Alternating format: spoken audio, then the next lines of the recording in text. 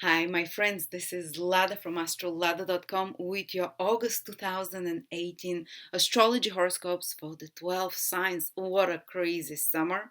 You're probably experiencing it already. It's intense with all the eclipses, with Mars and Mercury retrograde. They continue in August. This is the last very intense month of this year. Very karmic, very fated, but this is also the last month when you can turn your life around and when you can make big changes in your life.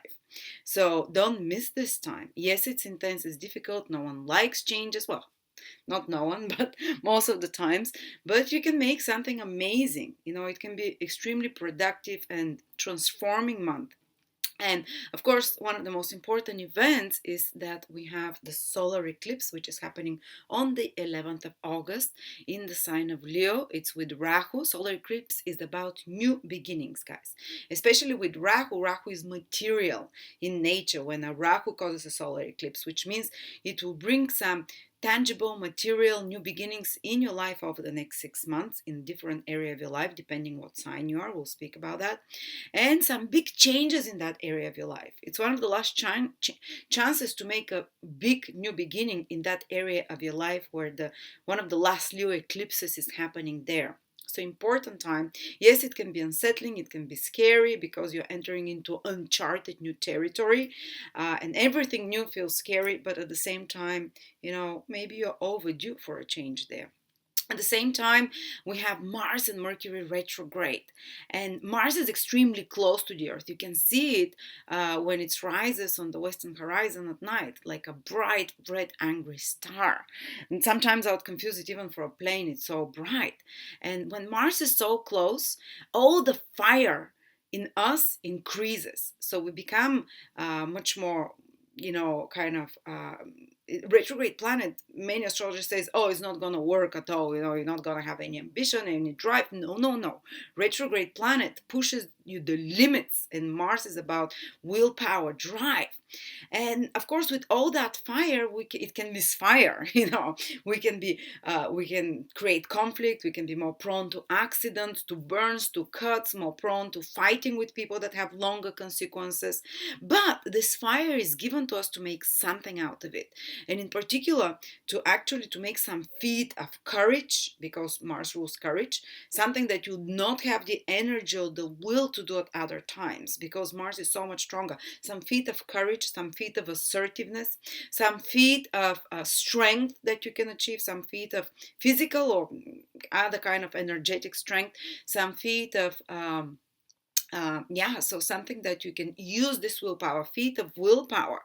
And but again, as I said, too much fire can overpower rationality, and we can do some too passionate actions that we later regret for. But I would advise you use this fire to fix some problem in your life, to use this willpower and this assertiveness to tackle issues that you haven't had the courage or strength to do before. This is what retrograde planets are about.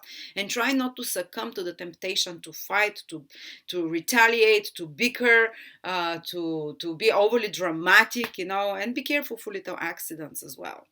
But the ultimate goal of Mars retrograde is much more positive.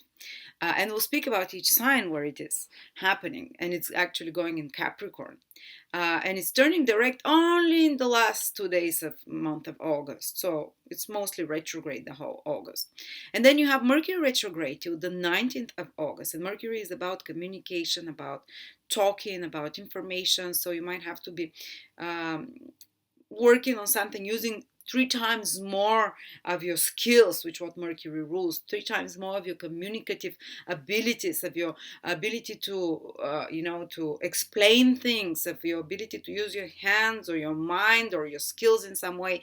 It's more challenging when a planet is retrograde because we have to use 3 times more energy. So maybe some of you will be using 3 times more energy and skills to fix some communicative errors, some administrative errors, to organize, to manage, to prepare something, to put final touches, to complete some mercurial projects which are of the mind, of writing, of speaking, of communicating, of business commercial transactions.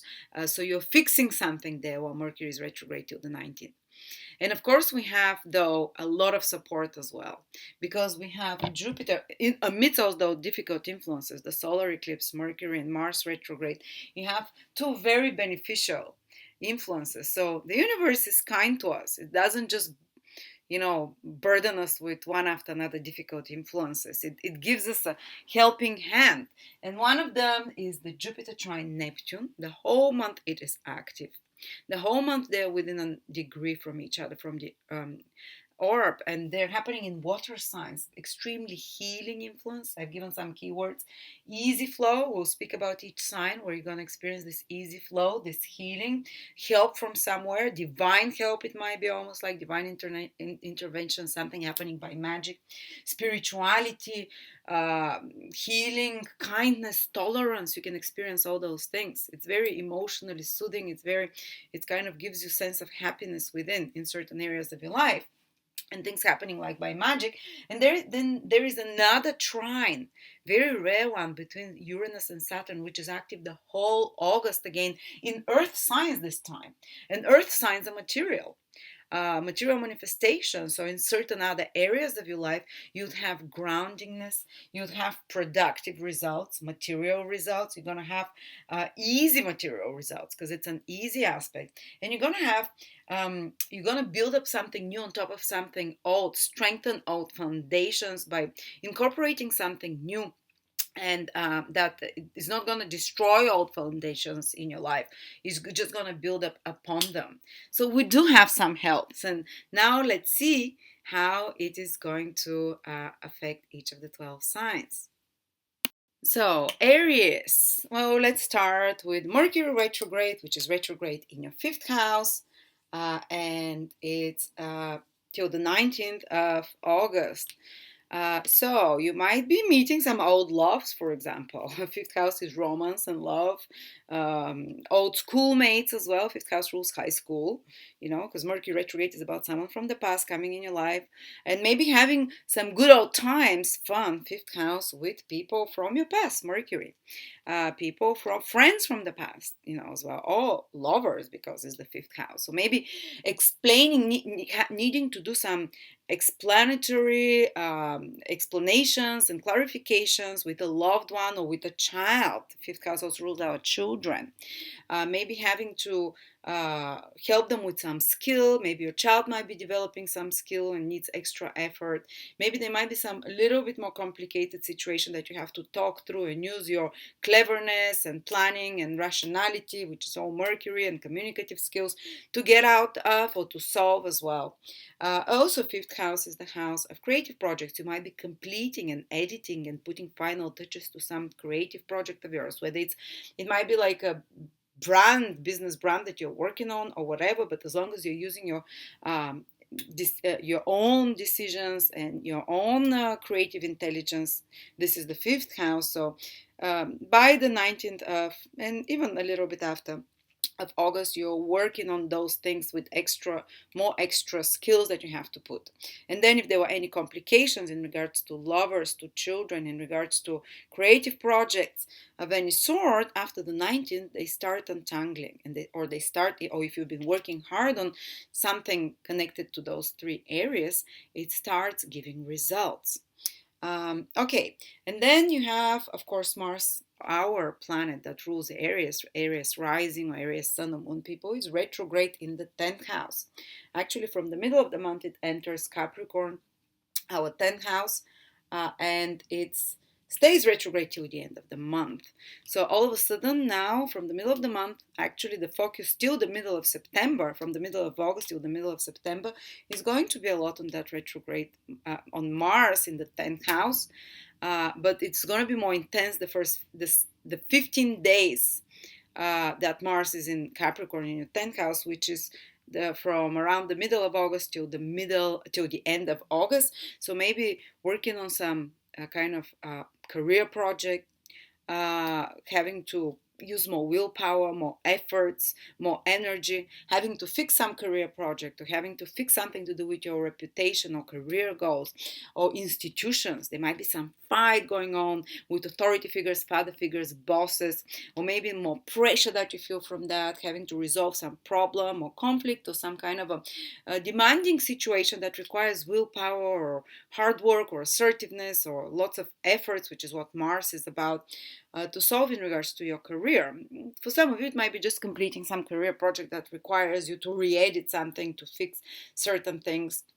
And of course, try not to be too conflictual with authority figures and institutions, because it can get out of hand with so much strong, fiery Mars, as we said. But if there were such problems from the end of August, from 28th, 29th, when Mars starts moving directly, gradually over the next 15 days till the middle of September, those problems in regards to your career, in regards to authority figures, in regards to your goals, because 10th house is our goals, highest goals, and some leadership executive duties and responsibilities, they'll start improving and they'll start straightening out. Or if you've had some problems with institutions, they'll start kind of resolving themselves. And of course, let's not forget the most important thing, which is the eclipse. And the eclipse is happening with a retrograde Mercury in your 5th house. Wow, so something old, because Mercury is retrograde from the past in regards to 5th house that we talked about, but the eclipses, the sun and the moon together with Rahu in your 5th house, and Rahu and the new moon is about something new. The sun and the moon are together. And as we said, eclipses with Rahu happen in your 5th house once in 19 years. It's a very rare occurrence. They've been happening for the last 1 year. There were already 2 or 3 eclipses in your 5th house, and that's one of the last ones, actually. There is one more next year, but this is like one of the really last ones. So it's one of the last chances to make some big change, because eclipses are about shifting the layers totally and making a big change. In regards to your 5th house, you saw that Mercury is there already, so you'll be having some clarifying conversations in regards to love or creative projects, or you might have to use a lot of your skills to improve those things, and ability to communicate and children. But at the same time, this new eclipse can bring, always eclipses can bring some chaos initially, because of the shifting circumstances, and it's a bit stressful. But this eclipse over the next 6 months, because eclipse is active for 6 months, so it's not only a prediction for August, but for 6 months ahead, some powerful new beginnings, fated new beginnings that materialize and that, that kind of change your life in regards to having children, for example. Some of you might get pregnant or get some big change can happen in the life of your children, like a new beginning of some sort. That because it's with Rahu, it usually tends to give things. Yes, it's a shift, it's a big change, but it's not going to leave you kind of desolate without anything. The change that happens will bring something material towards the end. So some big change in the life and rise, because Rahu is about rising high into higher privileges or into higher status of some sort through children, through creative project. Maybe a new lover can appear. Maybe or the start of a new phase of your love life as well. Or if you already have a partner, there can be some change of the dynamic, big change and shifting of the dynamics of how you give and receive love to each other, the romantic part of the relationship. Plus, you can discover some new hobbies and new passions in life. If this fire has died out on you and you're like, oh, I don't know what to do with my free time, instead to watch Netflix, well, this eclipse there with Rahu can awaken you suddenly to something that you feel very passionate about, and that can be a new love affair, first of all, because it is the 5th house. I mean, you see how it also, Mercury retrograde means someone from the past also coming there, but it might mean like maybe you close one window and you open another. It can mean a radical shift in the life of your children, or in regards to children and progeny, a radical shift in you finding something to be passionate and these are the things that, hobbies and things that make us feel alive, make us feel joy and lustful life and excited to live. So it's time to awaken that sleeping dragon and discover such new passions. So maybe even brush up something old that you've forgotten, that you used to use your skills, because Mercury is part of this eclipse as well, and it's retrograde. Maybe some old skill or something that you are passionate about, you would start doing it again. And fifth house is the house of sports, working out for fun and enjoying yourself. You can discover some sport or rediscover that you've forgotten about and radically changes your life, or some hobby or skill that can radically change your life as well. Okay, so that is the eclipse in the fifth house. And then, of course, there are also some amazingly supportive influences for each sign this month. And for Aries, let's speak about the Jupiter trine Neptune first. Neptune is in your 12th house, and Jupiter, Aries, happens to be in Scorpio, which is our 8th house. There you go. So there is a very supportive trine happening there. And what does it mean? Well, first of all, these both are hidden houses. So it might not be like, yeah, amazing things are happening. It might be like an inner process that you're feeling some healing. And both of those houses are considered very difficult houses. And they're considered houses of, 12 houses loss, 8 houses trauma and pain and death and sudden reversals that change our life around. And 12 houses, the kind of the yearning and the longing or the suffering. So there is healing that's going to happen on some deep level. It might be even subconscious. 12 house is also past lifetimes. 8 house is traumas. There might be healing that's happening for things that we've forgotten about, for difficult things that we can't talk about, or that we don't even know that happened to us somehow. And you might feel like a relief, or you might feel like this warm feeling here. When you're feeling happy, I kind of feel it here and in my upper stomach. It's not this sense of happiness that we Aries love to have, like excitement. This is a different inner peacefulness that you're gonna feel, and you can feel centered from within. You can feel like um, balanced emotionally, so to speak. And also, these are the invisible worlds, the 12th and the 8th house. 12th house is departed relatives, our ancestors, or basically 8th house is the departed people. Sorry, 12th house is ancestors far, far away, and also the angelic hierarchies. Like, might be demonic as well, but we have only good aspects and good planets here, good aspect and good planets. So you're receiving some emotional upliftment, maybe from a past one, maybe even a message that appears in your dream from a past loved one, a message from the invisible world. Your intuition is very strong, and again, you feel it here in your tummy area, and and also you can kind of receive dreams that tell you things, or just know things somehow, or you can receive support from those on the other side through prayers. And I think because those two moksha houses, of moksha means liberation from attachment to pain, to sorrow, to samsara, to the cycle of reincarnation, because we kind of get addicted to suffering. We get addicted to drama, to pain, to carrying our self-identification of, I'm sick, or oh, I'm never happy in love, or I've been abused as a child, and we kind of get addicted to carrying this. We don't know how to let go of it. And when those houses 12 and 8, or the fourth, the liberation houses, get activated, we can kind of get help from above. There is an opening if we ask for this help, especially the invisible worlds will never do it unless you really help. You really ask for help, you kind of humble yourself, but there is this opening cosmically that you can ask for relief of this emotional burden that you're carrying, and you can feel much more lighter after that. So this is what's happening for us on some level. On another level, also more material things that we can talk about, 12 and 8 houses. 8 houses, intimacy. So they can be opening for deeper intimacy between us and with a partner, by sharing some secrets, or by sharing something private, um, and by sharing something very personal or secret about ourselves. This can deepen the intimacy with another, or by just having like almost like a spiritual connection that we can feel, and you can have some kind of tantric sex almost. Things are aligned right now. You can have like a meaningful, soulful type of sexual connection as well. On another level, the 8th houses is resources from others, money that comes to us from others, from partners, from clients, and uh, It's almost like while you're sleeping, those can come to you, or in your sleep, you can receive some hidden support. You can receive 12 house is something hidden, and someone can give you some moral, financial, or emotional support without you kind of, without even your knowledge, somehow. Or someone kind of, or you can receive this support, eight houses support from others in any way.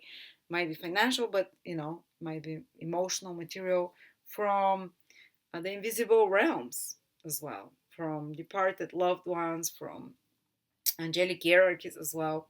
Or 12 houses losses as well, and expenses, and 8 houses other people's resources, but these are connecting really well. So we can compensate for some losses by help through other people's resources. So someone can help us with their own resources, emotional or material, to do some healing of some loss as well. Also, another person's resources can help us to for some foreign travels. This can be something else that happens. And on another level, this is very good time for research. You're almost gonna have intuitive insights um, into the whatever you're studying, something occult, something spiritual. If you read, you're gonna feel it in your soul, in your bones. You're gonna understand it very much in depth.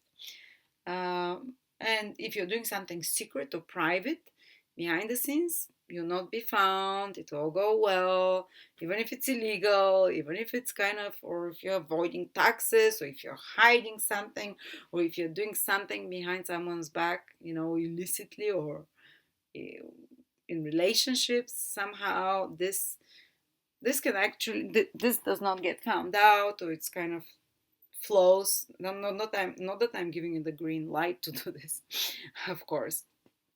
All right, and as I said, you can receive almost by magic some financial support, uh, or there can be some positive development in regards to something to do with faraway places as well. And there's another very positive combination that is happening. Uh,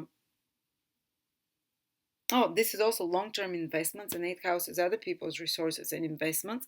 So combine those two and something good can come out of it. I don't know, you know better. I can't think of specific situations. But long-term investments, maybe you can take someone's resources and invest in something long-term, and that can give good results. Or someone can give you money to spend. 12 houses spending, 8 houses on others' resources. Or just moral, emotional support. And then we have Saturn, which is in your 10th house, and it's making a trine to Uranus in your 2nd house. Very stabilizing, grounding in regards to, again, 2nd house is to do with your own personal resources. So maybe you can invest your own resources uh, into something new, which can help you for your career, to improve your reputation, which can stabilize your reputation as well. Might be like in new electronic equipment or whatever, but it kind of has a good effect on your career. It's also the 2nd house is money, and 10th house is your own money, and the 10th house is your worldly responsibilities, leadership roles. So maybe you want to make some new money or some extra income, build upon old experience, Saturn in the 10th house, that you have in regards to your career, old established reputation. Will use your this established reputation, or by approaching people in authority, people with more experience, in higher standing in positions, older people, that can reach out to them or some kind of connect with them, and this can actually expand your resources and financial situation in some way. Or maybe you did some career project or some work project that is giving good results and stabilizing you reputation and resource. So maybe you get a new job that brings a job based on good reputation, and that you have, that improves your resources, for example. So that's how things can work out. And remember also, Mars is retrograde for 15 days in your 10th house. So even then, there might be some tensions with authority figures in your career, and you have to work extra hard. At the same time, you can have very productive results there because of the trine, also Saturn there with your 2nd house, Uranus. So thank you so much, Aries, and I will see you next month.